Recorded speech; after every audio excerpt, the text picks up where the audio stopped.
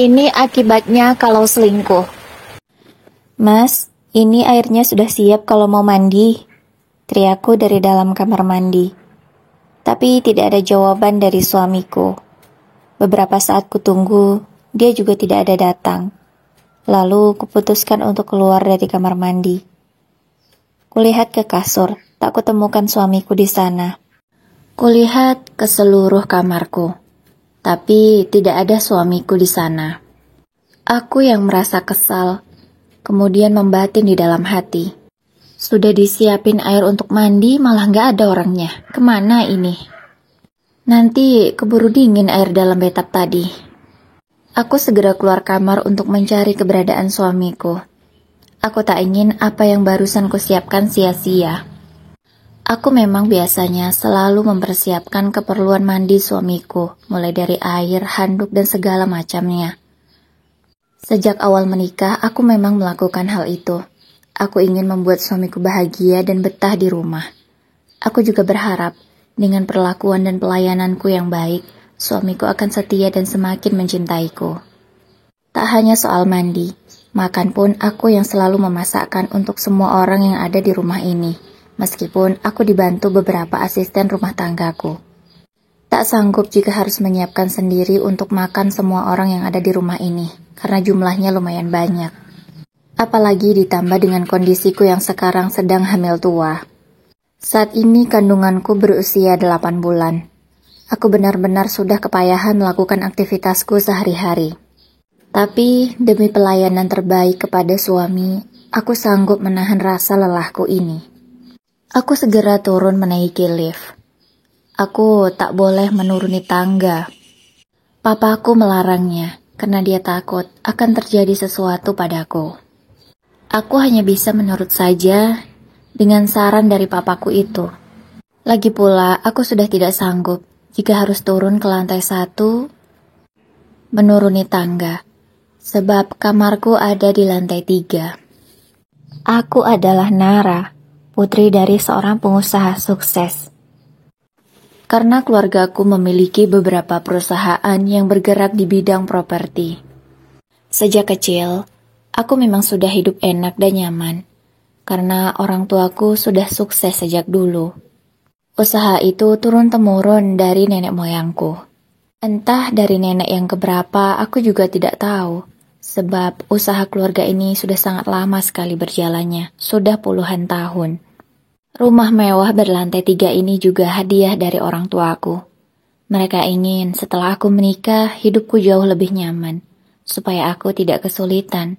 Tidak perlu lagi memikirkan tempat tinggal. Ini adalah hadiah pernikahanku. Papaku juga sengaja membuatkan lift di rumah ini agar aku tidak kelelahan. Ini memang dipersiapkan jika aku hamil dan memiliki bayi nanti. Tidak perlu repot-repot naik dan turun tangga. Sesampainya di lantai 2, aku memutuskan untuk keluar dari lift. Aku berniat mencari suamiku di sana. Di lantai 2 ini terdapat kamar mertuaku, kamar kakak iparku, serta adik iparku juga. Iya, keluarga suamiku ikut tinggal bersama kami di sini. Aku memang yang mengajaknya, karena aku tak tega meninggalkan mereka di kampung dengan kehidupan yang sederhana. Aku pun mampu, jadi pikirku tak masalah mengajak mereka tinggal bersama. Aku celingak-celinguk mencari suamiku, tapi tidak aku temukan juga. Aku berniat ingin bertanya pada mertuaku. Aku segera mendekati kamar mereka. Kebetulan tidak ditutup rapat. Namun kuurungkan niatku untuk mengetuk kamarnya, sebab aku mendengar ada pembicaraan dari dalam kamar. Samar-samar ku dengar ada kata-kata pernikahan. Aku jadi penasaran, apa mungkin salah satu di antara iparku akan ada yang menikah. Bukan bermaksud lancang ingin menguping pembicaraan keluarga suami, tapi aku benar-benar kepo. Aku memutuskan untuk menguping pembicaraan mereka dari pintu yang tidak tertutup rapat itu. Aku mengusahakan agar tidak terlihat oleh orang yang ada di dalam kamar itu. Bagaimana ini, Bu? Apakah aku harus menikahi wanita itu? Tapi kalau tidak kunikahi bagaimana? Dia sudah hamil anakku. Aku benar-benar terkaget mendengar kalimat barusan. Kalimat itu keluar bukan dari ipar-iparku, melainkan dari mulut suamiku. Aku hafal suara suamiku. Aku yakin itu pasti dia. Mengapa suamiku bertanya seperti itu kepada orang tuanya? Menghamili siapa dia? Aku benar-benar kebingungan dan semakin penasaran. Lagian kamu sih macam-macam saja.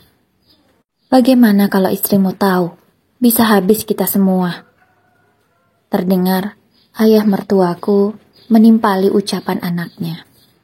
Ya gimana, Pak? Aku tidak tahan lagi melihatnya. Dia selalu menggodaku. Bagaimana aku tidak tergoda dengan tubuhnya yang molek itu? Aku tidak bisa menahannya. Jawab suamiku yang semakin membuatku terkejut. Apa maksudnya? Kenapa dia menyebut seorang wanita bertubuh molek? Apakah suamiku bermain gila dengan seorang wanita? Aku semakin penasaran. Namun, jantungku juga sangat deg-degan. Aku syok sekali. Ya sudah, kamu nikahi saja dia tanpa sepengetahuan istrimu. Tidak mungkin kamu menelantarkan dia. Toh, dia sudah hamil anakmu. Jangan biarkan itu terjadi. Ibu juga tidak mungkin membiarkan anak teman ibu itu lontang-lantung hamil tanpa suami. Ibu tidak tega. Kali ini ibu mertuaku yang menjawab pertanyaan anaknya. Tapi kalau sampai ketahuan, bisa habis kita, Bu. Bisa diusir dari rumah ini. Aku tidak mau hidup susah lagi, ucap ayah mertuaku. Seketika dadaku semakin sesak. Tak dapat lagi aku menahan air mata. Benar, suamiku sudah selingkuh dengan seorang wanita yang aku belum tahu siapa dia. Hatiku benar-benar sakit. Yang aku tahu itu adalah anak teman ibunya. Siapa dia? Tak terasa air mata semakin deras mengalir. Ini benar-benar sangat menyakitkan. Perutku seketika menjadi kram. Sakit sekali. Aku tak menyangka mertuaku bukan memarahi anaknya yang sudah berbuat dosa dan zina. Mereka malah seakan menutup mata dengan apa yang dilakukan anaknya itu. Bahkan seperti sudah hal biasa. Aku benar-benar tidak menyangka, kecewa sekali. Apa mereka tidak memikirkan perasaanku? Baiklah, Bu, aku akan nikahi Cindy. Tapi kapan ya? Secepatnya, Dandi. Jangan kau tunda-tunda lagi. Bagaimana nanti anggapan orang di kampung kita kalau tahu anak teman ibu itu hamil di luar nikah? Kalau masih kecil kan masih bisalah ditutupi. Kalau sudah besar tidak bisa lagi. Iya, ibu betul. Baiklah, aku setelah mandi akan segera menemui Cindy. Dek, seketika jantungku berdetak semakin kencang. Cindy adalah tukang cuci di rumahku. Dia adalah asisten rumah tangga yang ibu mertuaku bawa dari kampung. Karena Cindy adalah anak dari teman ibu mertuaku, akhirnya aku setuju untuk memperkerjakan dia di rumahku. Kebetulan, aku belum memiliki seseorang yang khusus untuk bagian mencuci baju, plus menyetrika dan juga merapikan semua pakaian untuk semua orang di rumah ini. Karena seisi rumah ini sangat banyak, tak mungkin jika dihandle oleh satu orang atau dua orang saja. Jadi aku memang menyewa beberapa asisten khusus di bagiannya masing-masing. Aku memiliki 5 asisten rumah tangga, 1 khusus mencuci, 1 khusus memasak, 2 khusus bersih-bersih, dan 1 lagi untuk bagian taman. Aku sadar rumahku ini sangat luas. Tak mungkin jika hanya memiliki 1 atau 2 asisten rumah tangga saja. Tapi, mengapa bisa suamiku menghamili tukang cuci di rumahku itu? Aku benar-benar tidak habis pikir. Lamunan dan tangisanku disadarkan oleh langkah seseorang. Aku sangat panik. Aku segera menyembunyikan tubuhku di depan pintu kamar adik iparku yang kebetulan ada sedikit sudut di sana. Aku bisa bersembunyi dengan aman. Setelah memastikan suamiku keluar dan menuju ke kamar kami, aku segera menyusulnya dari belakang. Bersyukurnya aku, mertua tidak menyadari aku yang barusan lewat. Karena untungnya pintu sudah ditutup. Jadi mereka tidak akan tahu siapa yang lewat atau mereka tidak akan menyadari jika ada yang lewat. Aku kemudian turun ke dapur. Aku sengaja mengambil air minum dan kubawa lagi ke kamarku. Dapur berada di lantai bawah. Di sana hanya ada ruang tamu, 2 kamar tamu, serta dapur juga kamar untuk asisten rumah tanggaku. Setelah selesai mengambil minum, aku segera naik ke kamarku. Aku berusaha menghapus air mata agar tidak mengalir lagi, karena aku masih sangat syok dengan apa yang barusan aku dengar. Ku hapus air mataku menggunakan hijab yang aku pakai. Tak kusangka, hijabku sampai basah dengan air mata. Karena warnanya yang terang, itu akan terlihat. Aku pun sengaja menumpahkan sedikit air minum ke atas jilbabku, agar suamiku tidak curiga. Aku ingin melakukan sesuatu kepada suamiku beserta keluarganya. Karena aku sangat sakit hati dengan perlakuan mereka dan pengkhianatan yang mereka lakukan kepadaku. Lihat saja, akan aku tunjukkan siapa aku sebenarnya. Sesampainya di lantai 3, aku melihat ke sekeliling. Di lantai 3 itu ada kamarku, kamar orang tuaku jika mereka berkunjung ke sini, dan 1 kamar lagi khusus untuk adik-adikku. Seketika, aku langsung teringat dengan mereka semua. Aku merasa sangat sedih. Karena aku merasa sudah mengecewakan mereka semua, sebab menikah dengan laki-laki yang salah. Aku yakin, orang tua beserta adik-adikku itu akan sangat sedih jika mengetahui perlakuan suamiku. Aku pun bergegas memasuki kamar. Terdengar suamiku masih mandi, belum selesai. Aku duduk di ranjangku, berusaha untuk menenangkan diriku lagi, karena tak kupungkiri, air mataku masih saja menetes. Ku tarik nafasku panjang. Aku berharap setelah ini, aku tak meneteskan air mata lagi. Di sampingku duduk, ada baju suamiku yang tadi aku siapkan. Itu sudah menjadi kebiasaanku. Aku selalu menyiapkan keperluan suamiku termasuk bajunya. Bahkan innernya pun aku siapkan juga. Namun melihat semua itu, aku menjadi jijik atas apa yang suamiku sudah lakukan dengan wanita lain. Seketika kebencian di dalam hatiku semakin meninggi. Ingin rasanya ku hancurkan baju itu sekarang. Tapi kuurungkan niatku. Sebab belum saatnya aku melakukan pembalasan. Awal mula bisa menikah dengan Dandi. Dandi adalah seorang perantau dulu di kota Jakarta. Saat itu dia bekerja sebagai ojek online. Aku bisa jatuh cinta padanya karena hal ini.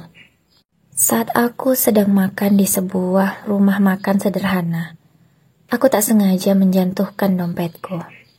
Dan Dandi mengembalikannya secara utuh tanpa ada yang hilang satupun. Wajahnya yang lumayan tampan, meskipun dia hanya seorang ojek online, dia memiliki penampilan yang sangat menarik. Itulah pertama kali aku mengenal dia. Sejak saat itu, aku menjadi hobi menaiki ojek online. Aku selalu mengorder, dan tak kusangka, aku mendapatkan ojek online seorang Dandi. Mulai saat itu, aku dekat dengan dia. Lebih respeknya aku, ternyata dia juga berkuliah, bukan hanya mengojek saja. Dia berkuliah mengambil jurusan ekonomi, sedangkan aku saat itu sudah lulus, meskipun usiaku dan dia sama. Namun, karena prestasiku yang sangat bagus, aku bisa lulus lebih cepat dari siswa lainnya. Entah karena memanfaatkan kesempatan atau apa, aku tidak tahu. Dandi saat itu menawarkan kepadaku untuk menjemputnya secara spesial. Dia berkata bahwa aku adalah penumpang spesialnya. Jadi, dari rumah orang tuaku ke kantor, aku selalu diantar olehnya secara gratis. Mulailah tumbuh benih-benih cinta di antara kami. Karena aku yang tak terbiasa selalu menaiki sepeda motor setiap hari, membuat kepalaku sering pusing karena kepanasan. Akhirnya, aku menyuruh Dandi untuk menjadi supirku sementara waktu. Supaya kita bisa semakin dekat dan selalu bersama. Tak kusangka ternyata papaku setuju. Semakin bahagialah aku. Akhirnya, Dandi menjadi supir pribadiku, yang siap mengantarku kemana saja setelah dia pulang dari kuliahnya. Aku pun menyuruh dia agar cepat untuk menyelesaikan kuliahnya, supaya dia bisa segera mencari pekerjaan. Aku ingin dia bisa bekerja di perusahaanku sebenarnya. Karena kebetulan perusahaanku sedang membutuhkan manajer. Namun syaratnya harus sudah lulus S1. Makanya aku suruh Dandi cepat menyelesaikan kuliahnya. Kebetulan tinggal 1 semester lagi. Dengan bantuanku, akhirnya Dandi bisa menyelesaikan kuliahnya tepat waktu. Akhirnya dia pun diwisuda. Aku ikut hadir di wisudanya, beserta juga dengan orang tua serta saudaranya. Disitulah aku diperkenalkan kepada keluarganya. Tak kusangka ternyata keluarga Dandi berasal dari kampung. Mereka begitu sederhana. Pekerjaan orang tuanya hanyalah buruh tani biasa, sehingga kehidupan mereka sangatlah pas-pasan. Namun aku salut dengan semangat Dandi yang ingin merubah nasib keluarganya. Aku sangat respek sekali. Tapi saat itu kami belum ada hubungan seperti layaknya sepasang kekasih. Hanya sebatas aku sebagai bosnya dan dia menjadi supir pribadiku. Namun lama-kelamaan, benih cinta di antara kami semakin membesar. Yang tadinya hanya 1 atau 2 benih saja, kini menjadi jutaan. Tak kusangka ternyata Dandi mengungkapkan perasaannya padaku. Aku sebenarnya sudah tahu jika dia menyukaiku, dan mungkin dia juga menyadari bahwa aku menyukainya. Setelah wisuda itu, dia mengungkapkan perasaannya padaku. Aku pun dengan senang hati menerima cintanya. Aku pun segera jujur kepada papa tentang hubunganku dengan Dandi. Aku tak menyangka ternyata papaku setuju dan mengizinkan Dandi untuk menjadi manajer di perusahaan kami. Aku banyak mengajari Dandi, karena memang ini pengalaman pertama dia untuk menjadi seorang manajer. Berbekal ilmu yang ia dapatkan selama kuliah, serta ilmu tambahan dariku, kini dia sudah bisa menghandle perusahaan. Setelah 6 bulan menjalin hubungan, kami pun memutuskan untuk serius. Aku sangat terharu ketika Dandi tiba-tiba datang ke rumahku, membawa serta keluarganya, dan tak lupa membawa seserahan untuk lamaran. Ternyata sebelumnya dia sudah meminta izin pada papaku, dan papaku setuju, karena dia menganggap Dandi adalah orang yang baik dan bertanggung jawab. Memang bukanlah seserahan yang mahal yang Dandi berikan. Dia hanya memberikan aku sebuah cincin dan juga sebuah gelang, yang tentu harganya tidak lebih dari 10 juta, karena aku tahu harga emas. Namun aku sangat bahagia, karena ketulusan hatinya dan cintanya yang besar kepadaku. Akhirnya dengan keterbukaan, aku dan keluargaku menerima lamaran Dandi. Ditetapkanlah tanggal pernikahan kami. Papaku sudah menyiapkan pesta mewah untuk kami. Karena ini pesta pertama pernikahan anak dari orang tuaku. Mereka ingin memberikan yang terbaik untukku, sebab aku adalah putri satu-satunya di keluarga mereka. Karena ketiga adikku semuanya laki-laki. Jarak umurnya pun tidak terlalu jauh, hanya 1 tahun saja. Dengan adikku yang kedua, kami hanya beda 2 tahun. Adik ketiga dengan adik keduaku jaraknya hanya 1 tahun. Begitu juga dengan adikku yang keempat. Jadi ketiga adikku itu seperti anak kembar, karena jarak umur mereka yang memang berdekatan. Sekarang pun mereka sudah duduk di bangku kuliah semua. Dan adik-adikku itu selalu menjagaku dengan baik. Kalau bisa dibilang, mereka bahkan tak mengizinkan seekor nyamuk pun menggigit kulitku. Karena papa dan mama selalu berpesan untuk mereka selalu melindungi aku. Bahkan di saat Dandi akan menikahiku, banyak sekali pesan-pesan yang ketiga adikku itu sampaikan, melebihi dari orang tuaku. Mereka jauh lebih cerewet daripada kedua orang tuaku.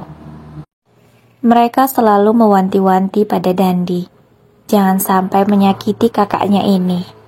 Kalau sampai itu terjadi, entahlah apa yang akan mereka perbuat, aku juga tidak tahu.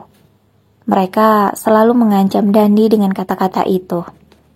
Setelah semua persiapan pernikahanku selesai, akhirnya tibalah hari H pernikahan. Aku sangat bahagia, terlebih lagi orang tua dan juga adik-adikku. Mereka terlihat sangat antusias untuk mempersiapkan semua acara ini. Aku sangat terharu dengan kekompakan keluargaku itu. Benar-benar sangat membuatku terharu. Pesta berjalan dengan lancar. Semuanya sukses. Kebesokannya setelah hari H pernikahan, Papa memberiku kunci rumah. Lengkap juga beserta sertifikatnya atas namaku. Aku sangat terkejut dengan hadiah sebesar ini. Aku tak menyangka ternyata papaku sudah menyiapkan hadiah yang sangat istimewa. Aku berterima kasih kepada kedua orang tuaku. Namun tak hanya sampai situ hadiahnya. Mamaku memberikan kami tiket untuk berlibur ke luar negeri sebagai hadiah bulan madu. Tambahlah bahagia aku. Betapa sumringahnya aku menerima semua hadiah istimewa dari mereka. Adik-adikku juga tak mau kalah. Mereka bertiga, kompak, memberiku sebuah kalung berlian. Katanya, mereka sudah bersusah payah menabung agar bisa membelikan aku kalung berlian itu. Aku semakin terharu melihat adik-adikku itu. Betapa mereka menyayangiku. Setelah itu, kami pun berbulan madu ke luar negeri. Menikmati hadiah dari orang tuaku itu. Tentu aku dan Dandi sangatlah bahagia. Kembali ke masa sekarang. Namun setelah pernikahanku yang sudah menginjak 4 bulan, aku belum hamil juga. Aku sangat khawatir, karena aku sudah ingin menjadi seorang ibu. Tapi belum diberi kepercayaan juga sampai sekarang. Namun, Mas Dandi selalu memberiku dukungan dan semangat. Awalnya, aku belum mengajak orang tua dari suamiku itu untuk ikut tinggal bersama kami. Karena aku merasa kurang nyaman jika harus tinggal bersama mertua. Tapi, melihat kondisi mereka yang sangat sederhana di kampung, aku lama-lama tidak tega. Mas Dandi juga sudah beberapa kali membujukku. Akhirnya aku luluh juga, dan mengizinkan orang tuanya untuk ikut serta tinggal bersama kami. Kekhawatiranku terhadap mertua memang benar adanya. Mertuaku itu yang baru 1 bulan tinggal bersamaku sudah mulai mengatur-ngatur. Dia mulai berani memindahkan dekorasi rumah yang sudah aku susun sedemikian rupa. Menurutnya tidak pantas jika diletakkan di sini, pasnya diletakkan di sini. Aku hanya bisa menurut saja, karena aku malas berdebat dengan mertua. Tak hanya sampai di situ saja. Baru 2 bulan tinggal di rumahku, ibu mertua malah mengajak anak dari temannya untuk menjadi asisten rumah tanggaku. Alasannya karena kasihan, di kampung tidak ada pekerjaan. Akhirnya dengan terpaksa sebenarnya, aku mengizinkannya. Dan aku posisikan dia sebagai tukang cuci di rumahku. Karena aku memang membutuhkan tenaga tambahan, sebab tidak mungkin hanya dikerjakan oleh 2 orang asisten rumah tangga saja. Keluarga ini sudah bertambah, jadi tentulah semakin banyak cuciannya. Jadi tugas Cindy adalah mencuci semua pakaian orang yang ada di rumah ini termasuk pakaian para asisten rumah tanggaku. Aku ingin mereka semua fokus pada bidangnya masing-masing. Tidak perlu khawatir tentang kebutuhan pribadi mereka. Karena semuanya sudah aku tanggung mulai dari makan, mencuci pakaian, persabunan, semuanya aku tanggung. Aku ingin mereka betah bekerja bersamaku. Aku ingin mereka mendapatkan fasilitas yang layak. Namun baru 1 bulan kerja, Cindy sudah banyak melakukan kesalahan. Mulai dari merusak bajuku yang dia cuci secara tidak benar.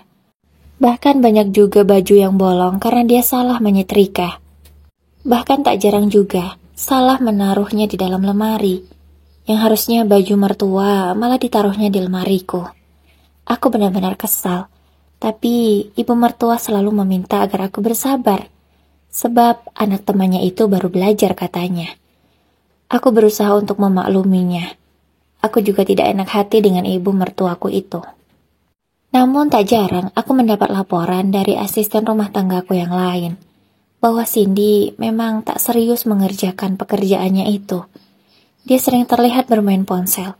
Entah apa yang dia kerjakan di ponselnya itu. Sehingga melalaikan pekerjaannya. Namun lagi-lagi aku berusaha untuk memakluminya, karena aku tak enak dengan ibu mertua. Hingga di pernikahanku yang ke-6 bulan, akhirnya aku hamil. Aku sangat bahagia menyambut kehamilanku ini. Begitu juga dengan keluarga besarku, mereka sangat bahagia, terlebih lagi suamiku. Dia tak membiarkan aku kelelahan, jadi mulai hari itu aku tak diizinkannya memasak.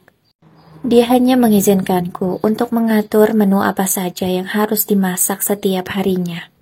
Tak boleh lagi aku turun ke dapur. Aku pun hanya menurut saja dengan suamiku itu, karena aku juga ingin bayiku baik-baik saja. Kembali ke usia kandunganku yang sekarang sudah 8 bulan. Dan barusan, aku mendengar sesuatu yang sangat membuatku sakit hati. Lamunanku dikagetkan dengan suamiku yang baru selesai mandi. Dia segera menghampiriku dan menciumku.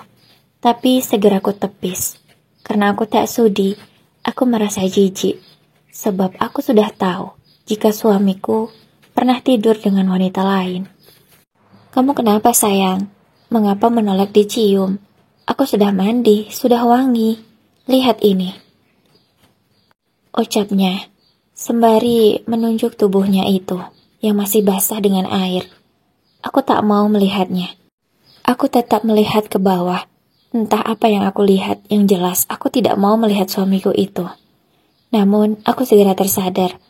Aku tidak boleh membuat suamiku curiga. Aku pun segera menatapnya, dan berkata, "Aku gak mau dicium, kamu masih basah," ucapku. "Cepat pakai bajumu, Mas. Aku tidak suka melihatmu tanpa pakaian," ucapku lagi tanpa melihat suamiku lagi. Biasanya aku senang melihat suamiku seperti itu. Tapi setelah tahu apa yang terjadi di belakangku, seketika aku muak dan jijik. Suamiku segera memakai pakaiannya dan mendekati aku lagi. Tapi kali ini aku berusaha untuk biasa dan menerima ciuman suamiku itu. Meskipun setelahnya aku segera mengusap dengan kasar. Tapi untungnya suamiku tak menyadari, karena dia langsung menatap layar ponselnya. Tak terasa, sudah waktunya maghrib. Aku segera menunaikan kewajibanku. Tapi kulihat suamiku malah keluar kamar. Kuingatkan dia, namun katanya dia mau sholat di musola rumah. Aku pun menganggukkan kepalaku saja. Aku berpikir, mungkin dia memang benar akan melaksanakannya di sana. Musola rumah ada di lantai 1, yang memang didesain khusus agar kami nyaman beribadah di sana. Namun, sejak mertuaku tinggal bersamaku, aku tak lagi sholat di musola rumah, karena aku tak nyaman jika harus memakai jilbab keluar ruangan. Aku hanya berani membuka jilbab di dalam kamarku saja, sebab iparku itu semuanya juga laki-laki. Aku memilih untuk sholat di kamar setiap harinya. Setelah itu, aku turun ke bawah, karena ini sudah saatnya makan malam. Ternyata, keluarga suamiku sudah berkumpul. Lengkap mereka semua. Namun, ada hal yang membuatku terkejut. Cindy ikut duduk bersama kami di meja makan, yang padahal asisten rumah tangga yang lain sudah kubuatkan tempat khusus untuk makan di dapur. Tapi mengapa wanita murahan ini ikut duduk bersamaku? Aku benar-benar risih dan jijik melihatnya. Setelah tahu apa yang dia perbuat dengan suamiku. "Kamu ngapain duduk di sini?" Tanyaku ketus. Aku melirik tajam ke arah wanita itu. Dia sepertinya terkaget dengan ucapanku. Maaf, Bu. Ibunya Pak Dandi yang menyuruhku untuk duduk dan ikut makan bersama kalian di sini. Ucapnya pelan. Tapi aku tidak mengizinkannya. Aku yang punya rumah ini. Aku yang berhak mengaturnya. Silakan kamu kembali ke dapur dan makan bersama asisten rumah tangga yang lainnya. Ucapku dengan nada yang agak tinggi, karena aku memang benar-benar kesal. Kenapa kamu berlebihan seperti itu sih? Biarkan sajalah dia makan. Dia itu anak teman ibu.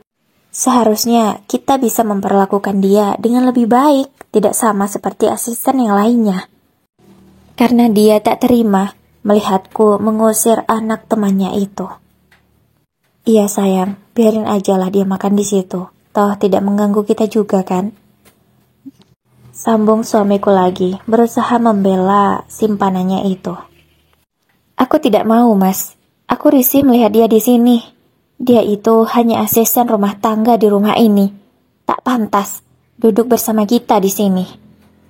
Ucapku dengan nada yang seakan aku buat berusaha untuk menghina wanita itu. Sebenarnya aku tak tega melakukan itu.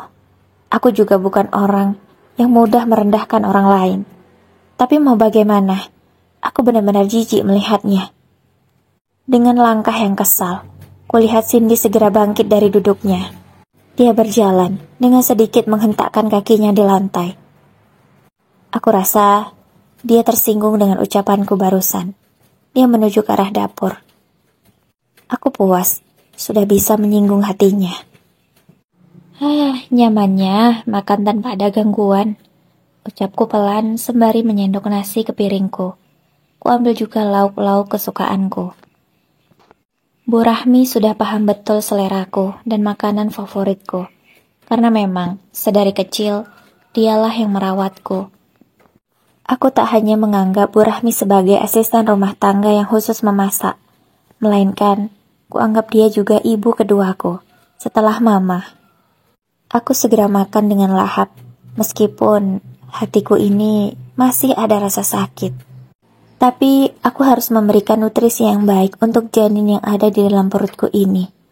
Apalagi sebentar lagi aku akan melahirkan, butuh tenaga yang banyak. Mertua dan juga suamiku tak berkutik lagi setelah mengetahui aku tiba-tiba berubah. Mereka terlihat kebingungan, yang biasanya aku selalu menurut, berkata lembut, kini menjadi kasar dan sedikit arogan. Tapi mereka tak banyak bicara, segera menghabiskan makan dan kembali ke tempat mereka masing-masing. Aku yang belum selesai makan ditemani oleh suamiku. Dia menanyakan dengan lembut dan penuh perhatian apakah aku ingin menambah lauk yang lainnya. Namun kukatakan, sudah cukup, aku sudah kenyang, jawabku. Setelah menyelesaikan makan, aku segera kembali ke kamar untuk beristirahat. Di kamar, entah ada angin dari mana. Tiba-tiba suamiku memelukku erat. Dia mengajakku bertepuk tangan. Namun, aku menolaknya dengan alasan, kemarin perutku habis kram dan aku takut. Jika terjadi aktivitas itu, membahayakan janinku. Padahal sebenarnya, aku tidak ingin lagi ada aktivitas seperti itu dengan suamiku. Karena aku benar-benar jijik dan tidak mau disentuh olehnya lagi. Besok kita periksa ke dokter ya, Mas. Aku takut. Aku harus memastikan bahwa bayiku ini baik-baik saja. Suamiku terlihat kecewa dengan penolakanku tadi. Aku tahu, ini sebuah dosa menolak keinginan suami. Tapi mau bagaimana, aku benar-benar tidak sudi disentuh oleh dia lagi. Kami pun asik memainkan ponsel masing-masing. Aku berniat untuk menghubungi dokter kandunganku, sekaligus temanku. Iya, aku sudah berlangganan dengan dia sejak awal kehamilanku. Aku yakin dia mau membantu melancarkan rencanaku. Awalnya dia menolak, karena idealnya menjelang persalinan harus sering melakukan aktivitas seperti itu. Tapi setelah ku ceritakan tentang permasalahan rumah tanggaku, akhirnya dia mengerti dan mau membantu melancarkan rencanaku. Kebesokan paginya, aku sengaja mengajak suamiku untuk memeriksakan kandungan. Setelah melakukan prosedur pemeriksaan, dokter pun menjelaskan kepada suamiku. Dia berkata bahwa sampai aku melahirkan, tidak boleh melakukan aktivitas bertepuk tangan terlebih dahulu. Itu demi kenyamanan dan kebaikan bayi kami. Dengan terpaksa suamiku pun menyetujui. Walaupun aku tahu dia tidak mungkin sanggup. Tapi kupikir dia kan sudah mendapatkannya dari Cindy. Ragu sekali jika dia menginginkannya juga dariku, pikirku di dalam hati. Setelah selesai melakukan pemeriksaan dan membeli vitamin resep dokter, kami pun pulang ke rumah. Suamiku lanjut untuk ke kantor melaksanakan tugasnya. Tiba di malam hari, seperti biasanya, aku sudah mengantuk di jam 10 malam. Tapi mataku tidak bisa kupejamkan, karena pikiranku terus melayang kemana-mana, memikirkan perselingkuhan suamiku dengan Cindy. Namun ku dengar, di belakang punggungku, suamiku serasa gelisah tidak karuan. Itu karena dia dari tadi bolak-balik, membuatku tidak nyaman di ranjang. Aku pun memutuskan untuk berpura-pura tidur. Aku ingin tahu apa yang akan suamiku lakukan di malam ini. Karena pikiranku mengarah bahwa jika suamiku tak mendapatkannya dariku, pasti dia akan mencari Cindy. Benar saja, tiba-tiba aku melihat bayangan tangan suamiku melambai-lambai di depan mukaku. Pasti dia ingin memastikan aku sudah tidur atau belum. Aku terus berpura-pura tertidur. Tak berapa lama kemudian terdengar suara pintu terbuka. Pasti suamiku akan keluar mencari Cindy, gumamku di dalam hati. Setelah menunggu agak beberapa lama, kuputuskan untuk mengikuti suamiku. Namun tak kulihat lagi dia. Kemana suamiku? Awalnya aku ingin turun lewat lift saja, tapi pasti berisik. Akhirnya aku putuskan menuruni tangga secara perlahan-lahan. Aku khawatir juga dengan kandunganku ini. Agar tidak terdengar langkah kakiku, aku melepas sandalku. Ku turun pelan-pelan melalui tangga. Sampailah aku di lantai 2. Tapi seperti tidak ada siapapun di sana. Aku pun berpikir untuk langsung mengarah ke kamar Cindy saja. Karena memang setiap asisten rumah tanggaku, kuberikan semua kamarnya masing-masing, tidak digabung. Karena aku menghargai privasi mereka. Tapi baru saja sampai di depan kamar tamu, yang letaknya persis di belakang tangga, aku mendengar suara yang sangat menjijikkan. Tak perlu kusebutkan suara apa itu, pasti kalian sudah mengerti. Aku mendekati kamar tamu itu. Sayang, pintunya ditutup. Aku tidak bisa melihat apa yang terjadi di dalamnya, meskipun aku sudah tahu apa yang terjadi. Dari suara yang terdengar, jelas sekali suara siapa itu. Itu suara suamiku dan juga Cindy. Mereka seperti di hotel saja, tidak tahu malu, berteriak sekeras itu. Gumamku di dalam hati. Seketika, tanganku menjadi dingin. Jantungku berdegup kencang. Aku masih tak percaya jika suamiku benar-benar melakukan hal gila ini di rumahku. Dia sudah mengotori rumahku ini. Aku benar-benar sangat kecewa. Mendadak, perutku yang besar ini juga kram. Pasti anakku merasakan betapa sakitnya hatiku mengetahui ayahnya menyeleweng di belakangku. Sakit sekali rasanya. Akhirnya, kuputuskan kembali ke kamar. Dengan sisa-sisa tenaga yang masih aku miliki, aku berjalan menaiki tangga dengan lemah, karena perutku terasa sangat sakit sekali. Lelah rasanya, harus menaiki sampai ke lantai 3. Namun, beruntungnya aku mampu. Segera aku masuk ke kamar, dan membaringkan tubuhku di kasur. Kamu harus kuat ya nak.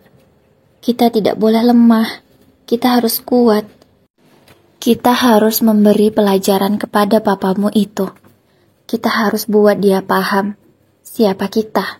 Jangan lemah ya nak, kamu harus kuat. Ucapku sembari mengelus perutku, menenangkan anakku agar dia baik-baik saja di dalam rahimku. Aku segera meminum segelas air yang memang selalu tersedia di dalam kamarku.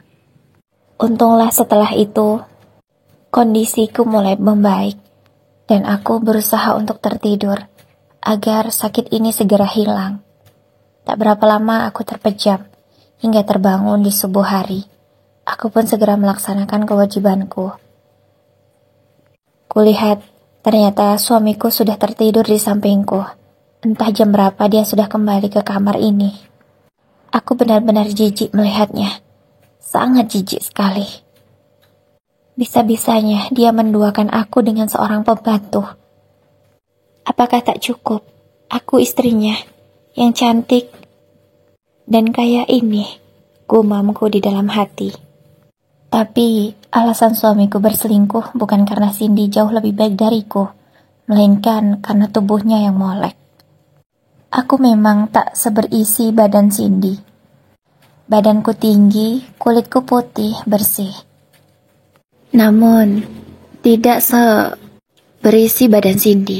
Sedangkan Cindy badannya agak pendek. Tubuhnya lumayan gemuk menurutku. Kulitnya tidak terlalu mulus, apalagi putih. Tapi memang, aset berharganya terlihat sangat menonjol, sehingga siapapun yang melihatnya pasti akan tergoda, apalagi laki-laki hidung belang dan mata keranjang seperti suamiku. Aku harus memikirkan cara bagaimana agar aku bisa menangkap basah mereka, atau mendapatkan bukti supaya aku bisa dengan mudah menggugat cerai suamiku itu. Setelah berpikir panjang, aku memutuskan untuk memasang kamera CCTV di tempat-tempat yang menurutku perlu. Aku segera menghubungi asisten pribadiku. Namanya Mei. Aku segera memerintahkan Mei untuk membeli beberapa alat penyedap suara dan juga CCTV. Aku akan memantau semua pergerakan mereka di rumahku ini. Aku harus mendapatkan bukti perselingkuhan suamiku. Dan aku juga sudah menyiapkan rencana besar yang akan membuat keluarga suamiku itu malu dan bertekuk lutut meminta maaf dan memohon padaku. Di pagi menjelang siang itu, semua orang yang ada di rumah itu bepergian, kecuali asisten rumah tangga dan juga aku. Aku segera menyuruh Mei untuk ke rumah, membawa alat-alat yang sudah kupesan tadi. Aku perintahkan Mei untuk mengunci salah satu kamar tamu, agar suamiku dan juga Cindy hanya bisa melakukan perbuatan gila mereka di satu kamar saja.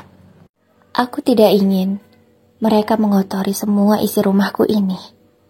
Tadi aku juga menyuruh Cindy untuk berbelanja, supaya dia tidak menyaksikan apa yang aku lakukan ini, agar dia tidak curiga. Kupasang semua kamera CCTV di tempat yang aku inginkan, beserta juga alat penyedap suara. Setelah semua selesai terpasang, aku meminta pada Mei untuk menjagaku setiap hari di rumah ini, yang tadinya aku hanya menyuruhnya ketika aku membutuhkan saja. Namun, setelah mengetahui hal mengerikan ini, aku menyuruh Mei untuk menjagaku di rumah ini. Mei pun menurut dengan perintahku, karena dia adalah orang kepercayaanku. Di sore harinya seperti biasa, aku menyambut kepulangan suamiku, namun tak semanis biasanya. Aku langsung menodong suamiku itu. Kuminta semua uang yang dia miliki beserta kartu-kartunya. Aku tidak ingin lagi suamiku memegang uang, sebab aku yakin selama ini uang yang dia dapatkan dari hasilnya bekerja di kantorku, dia pakai untuk menyenangkan selingkuhannya itu. Lagi pula selama ini aku tak pernah dinafkahi olehnya. Semua uangnya habis entah kemana. Aku pun tak mendapati tabungan sepeser pun yang suamiku miliki. Uangnya selalu habis, dan aku tidak pernah menyicipi uang hasil kerja suamiku. Yang aku tahu selama ini dia memberikan uang kepada orang tuanya dengan jumlah yang sangat besar. Aku sebenarnya tidak masalah, karena bagiku dia mesti memiliki tanggung jawab terhadap orang tuanya. Tapi aku tidak terima jika dia memberikan uangnya itu kepada selingkuhannya. Aku benar-benar tidak ikhlas. Kamu apa-apaan sih sayang? Aku baru pulang. Kamu menodongku seperti ini. Biasanya kamu tidak pernah meminta uang dariku. Lalu kali ini kenapa? Tanya suamiku kebingungan. Tidak apa-apa, aku hanya meminta hakku. Aku ingin kamu beri nafkah juga. Selama ini kamu tidak pernah memberiku uang. Aku tahu aku sudah banyak uang. Tapi kamu sebagai suamimu masih wajib menafkahiku, meskipun itu hanya sedikit. Ucapku berusaha untuk memberi pengetahuan kepada suamiku itu.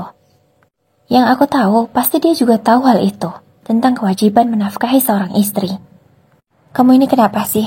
Tak biasanya kamu seperti ini. Biasanya juga, kamu diam-diam saja tidak aku beri uang. Lalu kenapa sekarang protes? Tanya suamiku lagi. Memangnya aku tidak boleh memakai uangmu? Kubalikan pertanyaannya lagi. Ya boleh saja. Tapi ini terlihat aneh, ucapnya lagi. Aneh apanya? Biasa saja kok menurutku. Wajar seorang istri menuntut haknya, ucapku lagi. Kalau kamu tidak mau memberikan ya tidak apa. Aku tinggal memecatmu saja dari kantor. Karena untuk apa? Aku memperkerjakanmu di kantor, tapi tidak bisa mencicipi uang hasil kerjamu. Percuma kan? Ucapku berusaha untuk mengancamnya. Tak kusangka ternyata nyali suamiku ciut. Dia lalu setuju dengan permintaanku untuk memberikan semua uang beserta kartu-kartunya. Segera ku ambil dompet suamiku yang baru saja dia keluarkan dari kantongnya. Segera ku ambil uang yang ada di dalamnya beserta kartu kredit, kartu debit, dan semua kartu-kartu yang bisa mengeluarkan uang. Semuanya kusita. Yang kusisakan hanya KTP saja dan kartu namanya, lalu ku kembalikan lagi padanya. Ya ampun sayang, kamu tidak menyisakan sepeser pun untukku. Kalau aku mau beli sesuatu bagaimana? Aku butuh kartu kredit itu juga. Kamu tidak butuh kartu kredit, Mas. Semua kebutuhanmu nanti aku yang akan mengaturnya. Jika kamu perlu uang, tinggal bilang saja padaku. Ucapku lagi. Aku segera menghubungi pihak bank untuk memblokir kartu kredit itu. Kali ini aku tidak akan tinggal diam. Akan kubuat kalian menyesal seumur hidup karena sudah mengkhianati aku, orang yang sudah berbaik hati pada kalian semua. Aku mulai mengatur keuangan suamiku. Setelah dia gajian, sudah kuatur semuanya. Kupastikan tidak akan ada uang masuk ke rekening suamiku. Semuanya langsung masuk ke rekeningku. Aku sudah menghubungi pihak kantor agar langsung mentransfernya ke rekeningku, tidak perlu ke rekening suamiku. Karena aku takut jika melalui rekening suamiku, dia bisa mengambilnya. Aku memerintahkan Mei untuk mengambil uang cash yang niatnya akan kuberikan kepada mertuaku. Aku memberi mereka jatah 10 juta. Sedangkan untuk adik iparku, aku mentransfernya karena dia memiliki nomor rekening. Namun hanya kuberi 3 juta saja. Karena kurasa uang itu sudah cukup untuk uang jajannya selama 1 bulan. Kenapa aku ikut kejam dengan adik iparku itu? Karena ternyata dia juga tahu perselingkuhan suamiku dan malah ikut mendukungnya. Makanya aku perlakukanlah mereka dengan hal yang sama. Aku pun memanggil mertuaku untuk kuberikan jatah bulanan mereka. Namun tak kusangka mereka berdua bukannya berterima kasih, malah marah dengan pemberianku. Apa? Cuma 10 juta? Kamu ini gila ya? Mana cukup uang segini? Ucap ibu mertuaku dengan nada ketus, seakan dia begitu marah padaku. Tidak cukup. Memangnya ibu mau beli apa? Semua kebutuhan ibu sudah aku tanggung. Makan, semuanya sudah aku tanggung. Bahkan sampai sabun mandi pun sudah aku belikan. Untuk apa lagi? Uang itu hanya untuk kalian jajan atau membeli kebutuhan pribadi kan seperti baju. Seharusnya itu cukup. Ucapku lagi berusaha menegaskan kepada mereka berdua. Mana cukup uang segini? Rengek ibu mertuaku itu kepada anaknya. Sekarang dia beralih merengek-rengek pada putranya itu. Nah, mana cukup uang segini? Biasanya kan kamu memberikan ibu 30 juta, bahkan lebih. Ini kenapa cuma 10 juta? Kurang, nak. Ucap ibu mertuaku itu. Aku semakin kesal mendengar ucapannya. Dia seperti orang tidak tahu diri. Sudah diberi bukannya terima kasih, malah ngeluncak. Gumamku di dalam hati. Sudahlah, ibu terima saja. Lagian sekarang uangku, istrikulah yang mengelolanya. Aku hanya tinggal bekerja dan terima beres. Ucap suamiku lagi. Apa? Kenapa istrimu yang memegang uangmu? Kamu itu tidak berhak. Sekarang ibu mertua mengarahkan pandangannya padaku. Dia mulai berbicara. Dia tidak terima jika uang anaknya dikelola olehku. Kenapa, Bu? Aku ini istri dari anakmu ini. Aku berhak menerima nafkah dari dia dan mengelola uangnya. Lagi pula, aku selama ini tidak pernah diberikan nafkah oleh anakmu ini. Semua uangnya habis entah kemana. Aku tidak tahu. Mencicipinya saja aku belum pernah. Memang benar, selama aku menikah dengan suamiku itu, sudah 1 tahun lebih, belum aku dinafkahi sama dia. Karena malas berdebat, akhirnya aku katakan, ya sudah, kalau ibu tidak mau uang 10 juta itu, kembalikan padaku. Tidak usah saja ku berikan jatah bulanan kepada kalian. Ucapku ketus, karena aku memang benar-benar jengkel dengan mertuaku itu. Awalnya aku menuruti semua ucapan mereka. Bahkan aku sangat menghormati mertuaku itu. Namun setelah tahu mereka mendukung perselingkuhan anaknya, seketika rasa hormatku hilang. Tak lagi ada rasa hormat di hatiku untuk mereka. Mereka hanya bisa terdiam, lalu menyimpan uang itu. Kalau kalian tidak terima, aku mengatur uang anak kalian, ya sudah, kupecat saja dari kantorku. Ucapku lagi. Lagi-lagi ancaman itu ku keluarkan dari mulutku. Karena hanya itulah sepertinya yang membuat mereka takut padaku. Karena kalau tidak bekerja di kantorku, mau kerja di mana anak mereka? Aku tahu, mertuaku itu hobinya menghambur-hamburkan uang, membeli hal-hal yang tidak penting. Entahlah, aku juga tidak tahu apa yang mereka beli, sehingga uang 10 juta tidak cukup. Bahkan 30 juta masih kurang, karena sering sebelum aku yang memegang uang suamiku. Belum akhir bulan, ibu mertuaku itu sudah meminta uang lagi pada suamiku. Entah apa yang dibelinya, aku benar-benar tidak habis pikir. Malam itu, aku terbangun, karena aku sudah kebelet. Biasa, kalau sudah hamil tua, pasti sering sekali ke kamar mandi di tengah malam. Aku segera menunaikan hajatku. Kembali lagi ke kasurku dan teringat dengan ponselku. Karena aku lihat suamiku tak ada di sana. Dia tidak tidur bersamaku. Kemana laki-laki ini? Kubuka ponselku. Kulihat aplikasi yang tersambung ke CCTV. Betapa jijiknya aku. Ternyata saat ini suamiku sedang bermesraan dengan Cindy di kamar tamu seperti biasanya. Kali ini, aku benar-benar melihat di depan mataku, meskipun tidak secara langsung, perbuatan apa yang selama ini mereka lakukan di belakangku. Aku benar-benar tidak menyangka, setega itu suami yang sangat aku cintai ini, mengkhianati aku dengan seorang pembantu. Sakit sekali rasanya. Ingin saat ini juga, kulabrak mereka dan kuhajar keduanya. Namun tunggu, ini belum saatnya pembalasan. Masih kutunggu waktu yang tepat. Karena tak sanggup melihatnya, kututup ponselku itu. Sakit sekali hatiku. Tak kupungkiri, aku masih menangis melihat semua ini. Aku masih mencintainya, tapi dia dengan tega menyakitiku seperti ini. Aku berusaha untuk memejamkan mata, namun sampai pagi, aku tak bisa tidur. Bahkan sampai pagi itu, suamiku juga belum kembali. Aku benar-benar sakit hati, sesak sekali rasanya.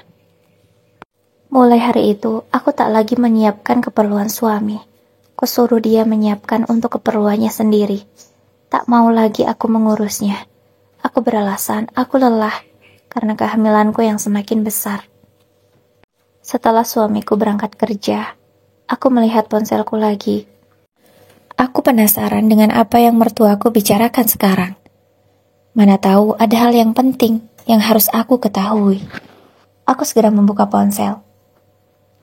Aku bisa dengan jelas mendengar mereka berbicara. Bagaimana kalau minggu depan kita langsungkan saja pernikahan Cindy dan Dandi? Karena tidak bisa ditunda lagi. Bisa malu di kampung kalau kehamilan Cindy semakin besar dan mereka tahu bahwa Dandi yang menghamilinya. Aku bisa malu, Pak. Ucap ibu mertuaku dengan nada yang agak berbisik. Kurasa mereka takut ketahuan. Tapi untunglah, aku bisa dengan jelas mendengar ucapan mereka berdua. Setelah itu, terdengar ibu mertuaku menelpon suamiku sepertinya. Di telepon itu, dia mengatakan bahwa rencana pernikahannya akan dilaksanakan minggu depan. Tak berapa lama aku dengar juga, ada seseorang yang memasuki kamar mertuaku. Ternyata itu Cindy.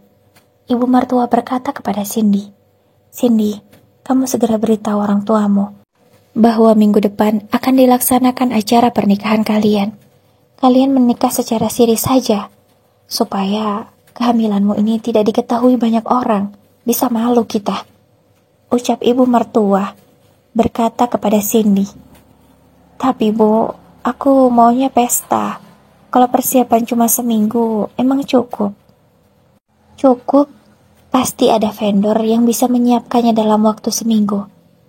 Tapi pasti biayanya mahal. Kira-kira Dandi ada uang gak ya? Ibu juga gak mau, masa nikahin anak ibu gak pesta? Malulah." "Ya sudah, soal itu biar ibu yang pikirkan nanti. Yang penting sekarang kamu hubungi orang tuamu, cepat." Lalu terdengar Cindy menelpon orang tuanya. Dia berkata pada orang tuanya, kalau minggu depan dia akan menikah dengan Dandi. Dengan alasan, sebab dia sudah hamil. Dia berkata pada orang tuanya itu, kalau dia hamil tanpa sebuah kesengajaan. Dia berkata pada orang tuanya, bahwa saat itu, suamiku mabuk, dan tak sengaja salah meniduri orang, sehingga membuat dia hamil. Alasannya sebenarnya agak kurang masuk akal, tapi karena orang tuanya yang polos, percaya saja dengan ucapan anaknya, dan menyetujui pernikahan mereka. Aku bisa mendengar jelas, karena kebetulan aktivitas menelpon itu di loudspeaker, jadi suaranya kemana-mana. Bagus. Akan aku beri kejutan kalian. Tak perlu aku menunggu lama. Seminggu lagi. Gumamku di dalam hati. Karena aku sudah tidak sabar. Sebab seminggu lagi, aku akan membuat mereka memohon dan bertekuk lutut di hadapanku. Tiba-tiba pintu kamarku diketuk oleh Mei. Aku segera membukanya. Dia datang dengan keadaan yang tergesa-gesa. "Kamu kenapa, Mei? Ada apa?" tanyaku. "Nyonya Ara, di bawah sedang terjadi kegaduhan. Saya ingin memberi tindakan tegas, tapi sepertinya Nona yang perlu menyelesaikannya." "Ada apa, Mei?" "Kita turun dulu ya, Nona, supaya Nona bisa melihat sendiri apa yang terjadi di bawah." Aku segera turun menaiki lift bersama Mei. Sesampainya di lantai bawah, aku mengetahui rumahku sudah berantakan. Banyak vas-vas bunga kesayanganku yang pecah. Aku benar-benar murka sekali. Ada apa ini, Mei? Mengapa berantakan seperti ini? Kulihat, kakak iparku sedang mengamuk, membantingi semua barang-barang di rumahku. Aku segera berteriak untuk menghentikannya. "Berhenti, laki-laki tidak tahu diri!" ucapku dengan nada yang sekeras mungkin. Aku bahkan lupa kalau aku sedang hamil. "Mengapa kamu menghancurkan isi-isi rumahku?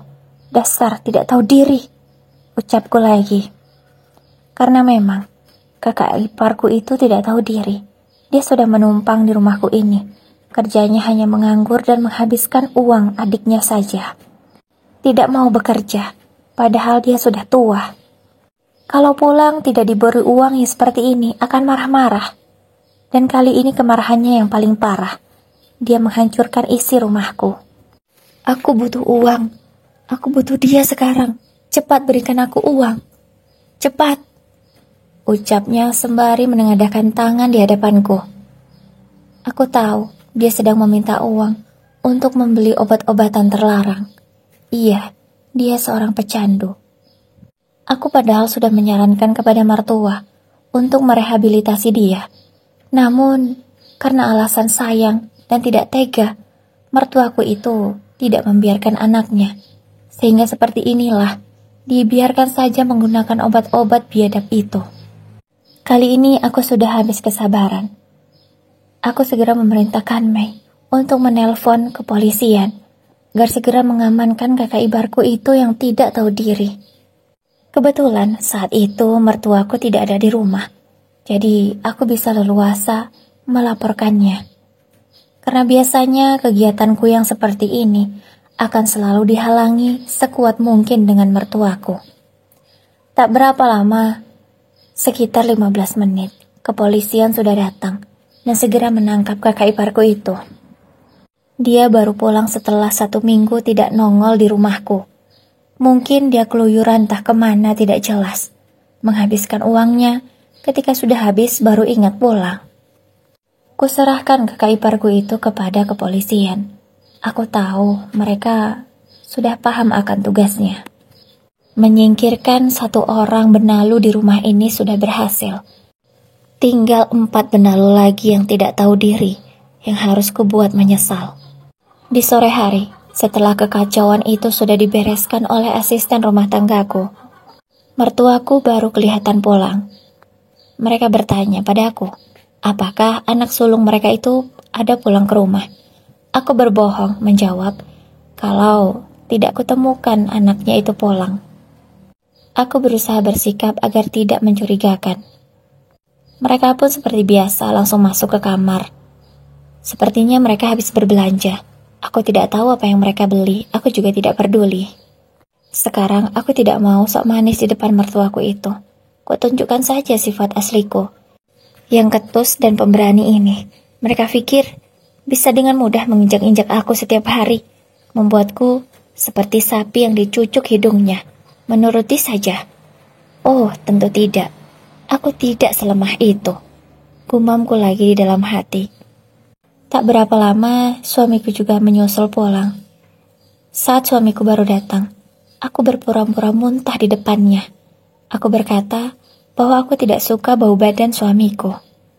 Aku menyuruhnya mandi. Padahal rencananya, aku akan terus berpura-pura mual jika berdekatan dengan suamiku. Jadi, aku bisa beralasan untuk tidur terpisah dengannya. Karena setelah kejadian malam itu yang aku melihat di kamera CCTV, dia sedang bertepuk tangan dengan Cindy. Aku tidak mau lagi tidur sekamar dengannya. Aku semakin jijik. Setelah selesai mandi, suamiku mendekati aku lagi seperti biasanya. Tapi lagi-lagi aku berpura-pura mual dan muntah. Aku pun berkata, "Mas, sepertinya aku tidak bisa dekat-dekat denganmu sementara waktu. Aku nggak kuat. Kita pisah ranjang dulu ya. Aku nggak mau terjadi sesuatu yang membahayakan anak kita. Ini kan sudah waktunya mendekati kelahiran dia. Aku takut, Mas. Kamu tolong mengerti ya. Aku benar-benar mual dekat denganmu. Kamu sudah mandi saja, aku tetap mual, bahkan semakin mual." Kemudian aku berpura-pura lagi ke kamar mandi untuk memuntahkan isi perutku, padahal sebenarnya tidak ada. Dengan aktingku yang sangat bagus, aku berhasil meyakinkan suamiku. Aku lalu menyuruhnya mengemasi barang-barangnya dan segera tidur di ruang tamu, di mana tempat dia bertepuk tangan dengan Cindy. Awalnya dia ingin tidur di kamar orang tuaku, namun tidak kuizinkan. Aku tidak sudi dia mengotori kamarku. Jika nanti tiba-tiba dia mengajak Cindy ke kamar itu. Suamiku awalnya terlihat sedikit kesal, tapi nampaknya dia malah senang, karena tentu bisa dengan leluasa tidur dengan Cindy, karena aku tidak mau tidur dengannya. Aku sengaja melakukan itu, supaya aku bisa mendapatkan bukti yang jauh lebih banyak. Dan benar saja, Setiap malam, tentulah mereka melakukan aktivitas bertepuk tangan itu. Aku hanya bisa memantaunya, lalu menutupnya karena benar-benar merasa mual melihat perbuatan mereka. Beberapa hari setelah kejadian itu, Cindy tiba-tiba meminta cuti. Dia beralasan kalau orang tuanya sakit dan butuh perawatannya, sehingga dia harus pulang kampung. Padahal aku tahu bahwa 3 hari lagi dia akan menikah dengan suamiku. Aku pun mengizinkannya untuk pulang. Kali ini aku masih berpura-pura baik di hadapan Cindy. Sekarang aku tinggal menunggu apa yang akan suamiku katakan untuk berbohong kepadaku bahwa dia harus pergi keluar kota untuk menikah dengan selingkuhannya itu. Sehari sebelum acara pernikahannya, suamiku meminta izin padaku. Katanya dia ada kerjaan di luar kota dan hanya dia yang bisa menghandlenya. Makanya tidak bisa digantikan oleh siapapun. Padahal aku tahu bahwa besok dia akan menikah dengan Cindy. Aku pun memberi izin kepada suamiku itu. Aku berusaha agar tidak dicurigai olehnya. Tak lupa aku tetap berpura-pura mual di hadapannya. Namun aku tak melihat keberadaan mertua dan juga iparku. Kemana mereka? Aku bertanya pada suamiku.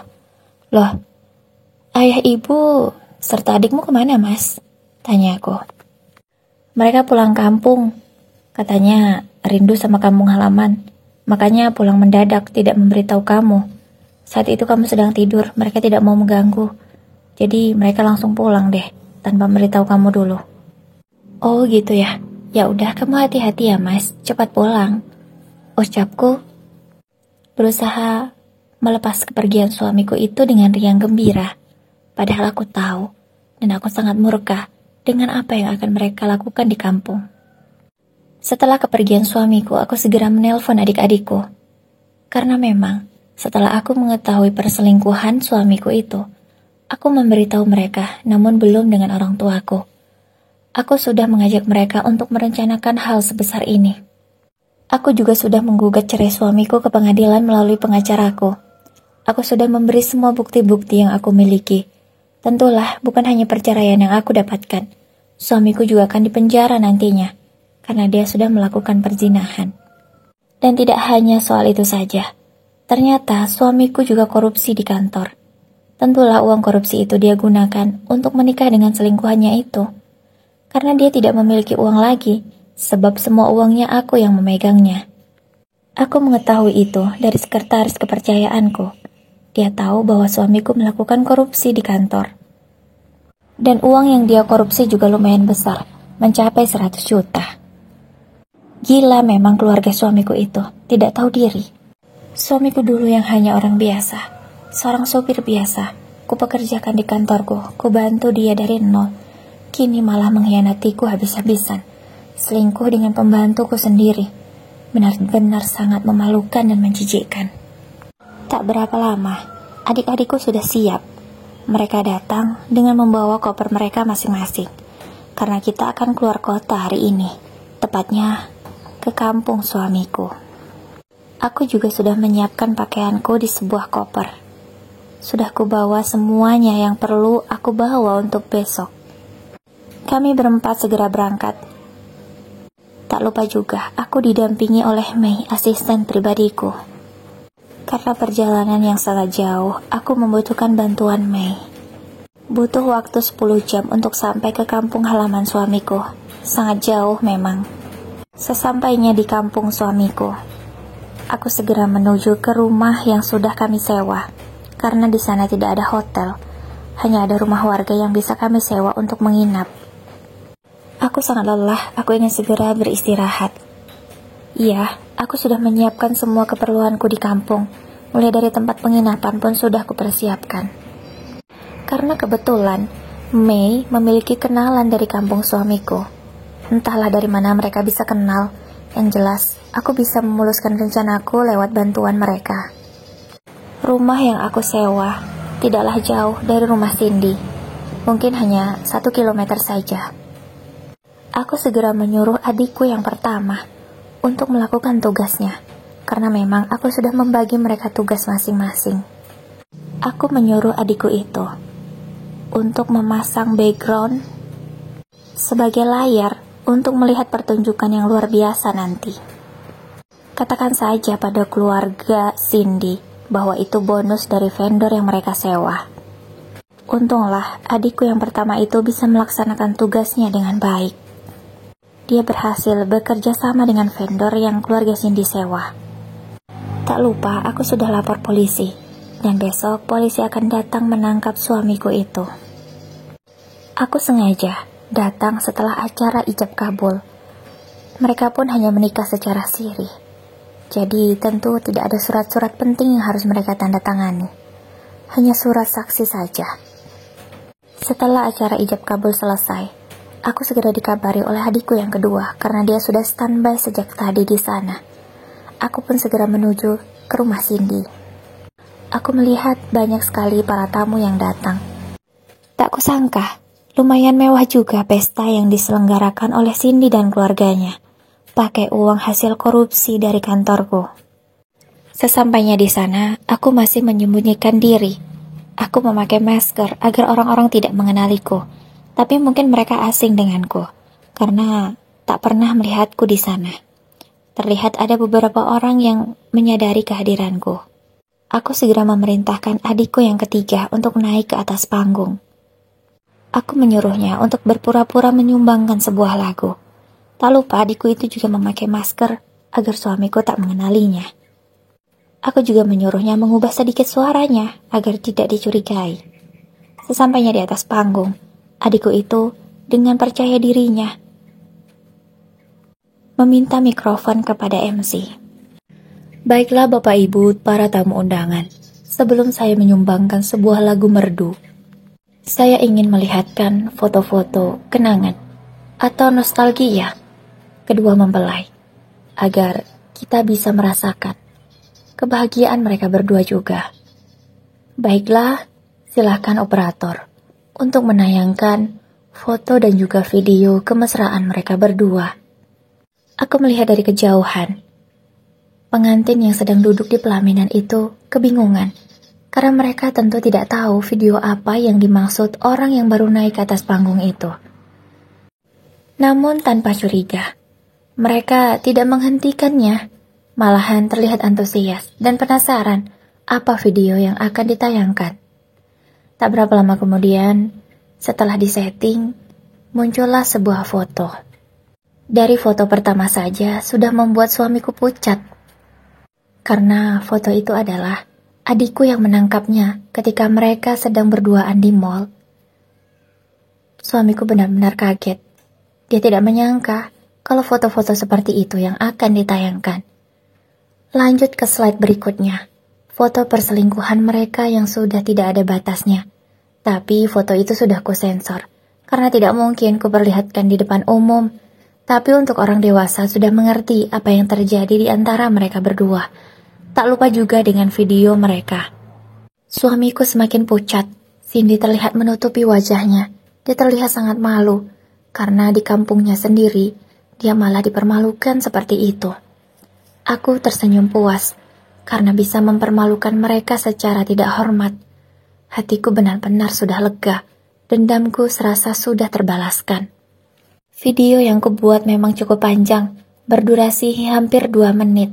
Tentulah semua orang yang di sana terperangah melihat apa yang mereka saksikan. Mereka tidak menyangka ternyata kedua mempelai itu sudah mesum sebelum pernikahan. Sontak semua orang yang di sana terkejut berbarengan. Ada yang istighfar, ada yang berusaha menutupi wajah anak-anak mereka, karena pemandangan itu memang tak pantas. Lalu ada juga yang berteriak tidak percaya. Ada juga yang mencaci maki. Semuanya sudah terluapkan di sana. Tak lama setelah itu, orang-orang yang duduk di depan pelaminan langsung melempari kedua pengantin itu dengan air minum yang sudah tersusun di atas meja. Air minum dalam kemasan gelas itu dilemparkan secara membabi buta kepada kedua mempelai. Aku semakin puas melihatnya. Tentulah kedua mempelai itu sudah basah dengan air yang sudah pecah. Makeup tebal Cindy seketika hancur. Bajunya basah kuyup. Aku semakin puas melihatnya. Begitu juga dengan Dandi. Bajunya basah, pelaminannya hancur karena dilempari oleh air. Tak hanya air, bahkan ada orang yang sampai emosi membalikan meja di sana.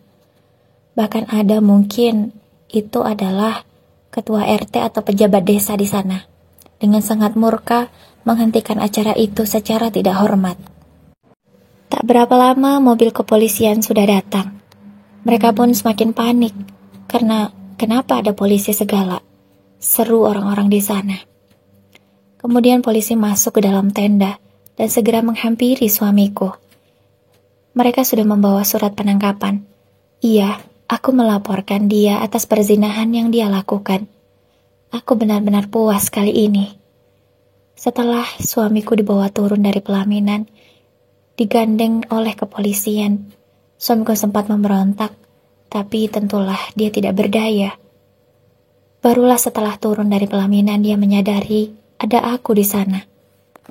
Jadi ini semua rencanamu, Nara. Kamu benar-benar tega. Aku mohon, Nara, cabut laporanmu ini. Aku tidak ingin masuk penjara. Tolonglah, Nara. Namun aku tidak menjawabnya. Aku hanya terdiam sambil menatapnya tajam. Aku memerintahkan kepada polisi untuk membawa suamiku itu pergi, masuk ke dalam selnya. Tak berapa lama aku dihampiri oleh mertuaku. Mereka pun tiba-tiba berlutut di hadapanku. Aku sudah memastikan hal ini. Mereka akan memohon padaku, memohon belas kasihan. Tapi lagi-lagi aku tidak peduli. Aku segera berjalan ke atas panggung. Aku meminta mikrofon. Aku berkata di hadapan semua warga yang ada di sana. Mohon maaf Bapak Ibu semua atas kegaduhan yang saya ciptakan. Namun ini bentuk protes saya kepada suami yang sudah berselingkuh dengan pembantu saya sendiri. Wanita yang ada di pelaminan itu adalah selingkuhan suami saya. Saya adalah istri sahnya, dan sekarang saya sedang hamil 8 bulan. Ucapku sembari memegang perutku. Saya hanya ingin memberi mereka pelajaran, bahwa apa yang mereka lakukan itu adalah sebuah kesalahan besar. Mereka tidak tahu diri. Sudah saya beri tempat tinggal, sudah saya beri kehidupan yang layak, malah mengkhianati saya dengan pengkhianatan sekeji ini. Saya hanya ingin memberi pelajaran kepada kita semua, bahwa pengkhianatan tidak akan pernah berujung baik.